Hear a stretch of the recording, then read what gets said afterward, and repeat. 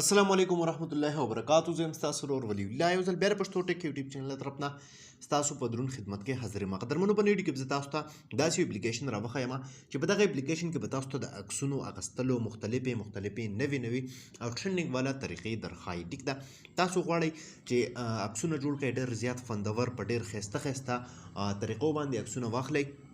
نو دغه ویډیو را سره تر اخره وګورئ. ویډیو سکپ کوئ مه، خو دې نه مخکې ایډوکیشن راز دی که تر اوسه پورې تاسو زموږ پښتو ټیک یوټیوب چینل نه سبسکرایب کړی، دا سبسکرایب کړئ، خوا کې د غنټۍ نشان هم کلیک کړئ چې زموږ نوې ویډیوز تاسو ته په وخت باندې در رسېږي. دې لپاره به تاسو ته دغه اپلیکیشن پکار وي.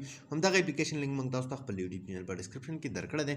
تاسو به هلته نه سمپل دغه اپلیکیشن ډاونلوډ کړئ. دغه اپلیکیشن ته کله هم ډاونلوډ کړئ تاسو ته به داسې شان یو انټرفیس راشي. ټیک ده، دا به وګورئ. تاسو دلته کې کله چې تاسو دې ځای ته راشئ نو دلته کې دا وګورئ مختلفې کیټګریانې تاسو له راکړي دي. ټیک ده، تاسو اوس کمې کیټګرۍ والا عکس چې دی هغه اخیستل غواړئ نو سمپل هماغه کیټګري به تاسو سلیکټ کړئ. دلته کیټګري لکه تاسو راشئ، کیټګري آپشن تاسو وګورئ نو په دې کې مختلفې کیټګریز دي یا مای آیډیاز تاسو وګورئ. مختلف طریقې چې دي، مختلف آیډیاز به دا تاسو له راکوي د عکس اخیستلو. دا وګورئ، بوایز دپاره مطلب هلکانو دپاره جدا دي، مین دپاره پکې جدا فوز دي، آوټ سایډ یا هر څنګه چې دي نو ډېر خوندور او ډېر زیات مزدار عکسونو اخیستلو طریقې چې دي هغه تاسو ته دلته کې ښایي. د دې نه علاوه بس تاسو کله هم عکس اخلئ کومه طریقه تاسو خوښه کوئ او بیا تاسو کیمرا کول آف کوئ نو تاسو ته بس تاسو ته د موبایل په سکرین باندې هماغه طریقه ښایي. که تاسو عکس ته ولاړ یئ یا عکس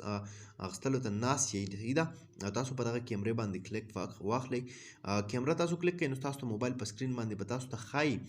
که تاسو چېرته کې غلط ناست یئ یا ستاسو د فوز کې او د بل فوز کې څه فرق وي نو هغه به تاسو ته ویستلی شئ په هغه ټایم. دا وګورئ، کله چې کوم پوز تاسو سلیکټ کړئ بیا عکس اخلئ نو هماغه فوز هغه طریقه چې د هغه به ستاسو د موبایل په سکرین باندې تاسو ته ښه واضحه ښکاري. دلته کې ډېرې ښایسته طریقې چې دي د عکسونو اخیستلو، دغه فوزونه چې دي، دغه نوې طریقې چې دي ټوټلې تاسو ته دلته کې میلاویږي چې تاسو کومه کې اخیستل غواړئ نو هغه تاسو اخیستلی شئ. دغه کیټګریز کې وګورئ کوم ستاسو خپل د خوښې وي نو سمپل هغه ته سلیکټ کړئ، هم په هغه طریقې سره خپل تصویر چې دی هغه واخلئ. نو څوک چې د عکسونو اخیستلو او شوقیان وي د هغو دپاره ډېر زیات خوندور او ډېر زیات ښایسته اپلیکیشن دی. امید لرم چې خوښ شوی به مې ستاسو.